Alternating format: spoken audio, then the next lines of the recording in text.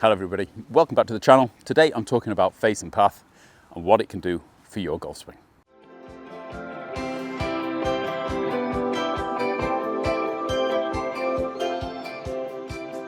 In a recent video I was talking about basically shaping the ball and getting the golf ball to go in one direction. So some people will have a natural tendency to bend the ball from right to left and others will have a natural tendency to bend the ball from left to right.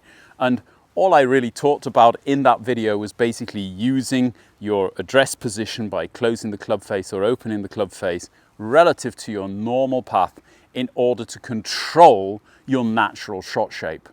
I've got a number of questions since then, however, on people who just basically don't have a shot shape, or at least this is what they're saying to me. We don't know where it's going, whether we're coming from the inside, whether we're coming from the outside. So I thought I would take time in this video to just explain a little bit about path and a little bit about face, what is actually causing this and how you can control it.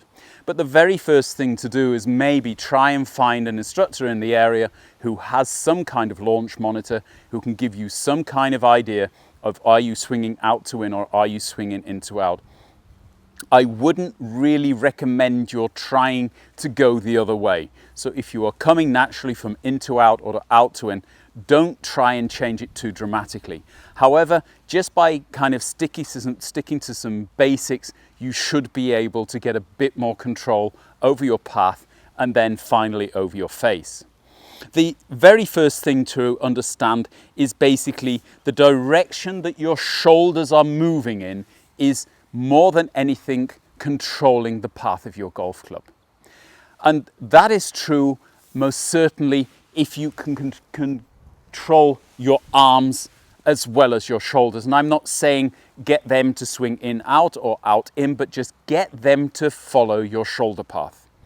One of the major causes, especially of an out to in shape, is basically people starting too early with their arms, not allowing them to actually follow their shoulders, and that is basically causing their slice. However, the majority of these people do not have their shoulders working in plane, and that's why their arms are doing it.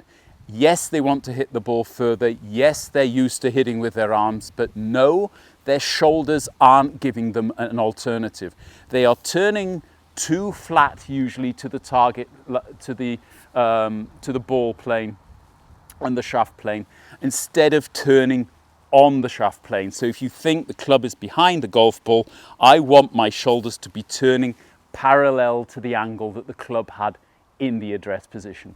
If I'm doing that, I'm giving my arms a chance to follow my shoulder rotation. If my shoulder rotation is too flat, I'm going to have to pick up the arms and come down steeper on it to get back to the golf ball. My shoulders aren't giving me any alternative. So basically, whatever you're doing, the very first thing to do if you're looking at path is look at what your shoulders are doing relative to the address position and the shaft angle at the address position. If you're turning more or less on a plane parallel to that, then your shoulders are working in plane. Because most of the things that we're actually measuring, if not all of them, in the downswing with a TrackMan or launch monitor, then obviously it's all about where the shoulders are going in the downswing, and getting this trail shoulder to come down at the same time as turning your body, as I've said in the past, is the most difficult part of the swing. You've got to imagine that you're going into a side bend and a rotation at exactly the same time.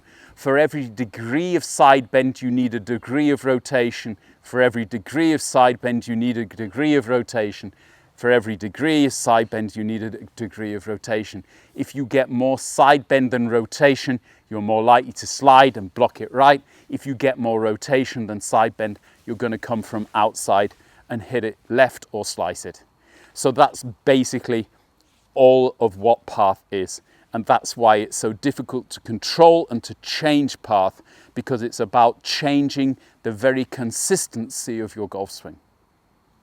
Face angle, on the contrary, is something that you can change quite quickly, as I said before, simply by changing the way that you deliver the club face, either by changing the way that you grip the golf club, twisting your hands to the right for a right-handed golfer will twist the club closed, twisting them to the left will twist the club open and therefore change the angle of the face at impact.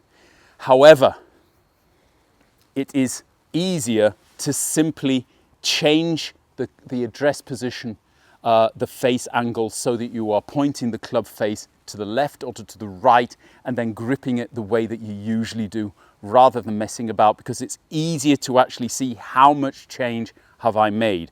You don't want to be doing both things at the same time.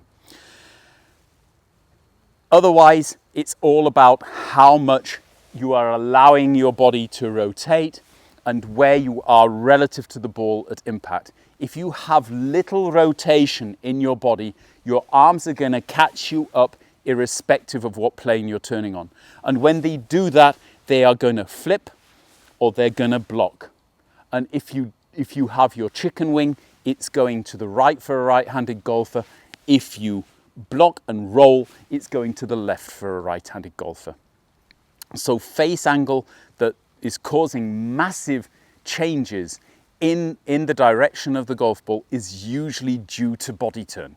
It's not due to the face angle. You aren't going to be able to help yourself by just changing the angle or position of the club face at the address position, because the change is coming intuitively in the swing as your cerebellum or small brain is trying to coordinate your movement and still get the club on the golf ball.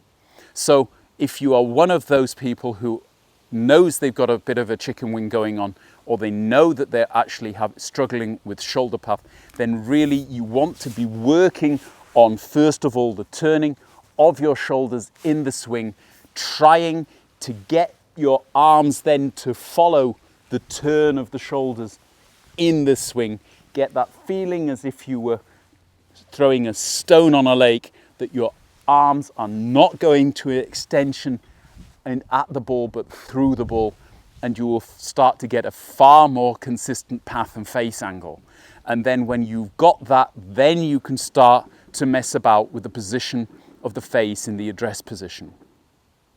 Maybe a last tip here for today is all about basically, once you've decided in what direction you're going to play the golf ball, getting used to the amount of fade or draw that you are producing. And that means really getting out there and hitting a lot of balls.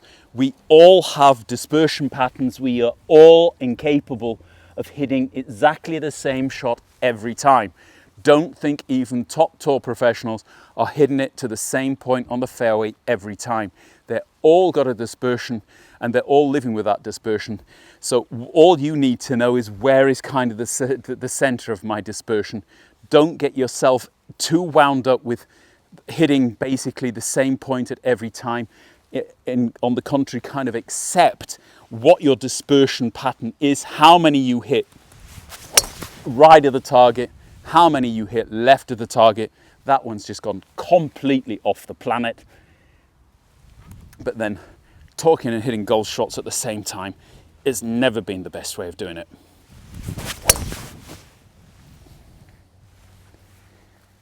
Just to prove I can hit one up in the middle. Hope this answers your question. If it does, then don't forget to hit the like button and subscribe to the channel. If it doesn't, hit the like button and subscribe to the channel anyway. Thank you again to all of my patrons. If you would like to become a patron of the channel, then I shall leave a link below. Until the next time, see you then.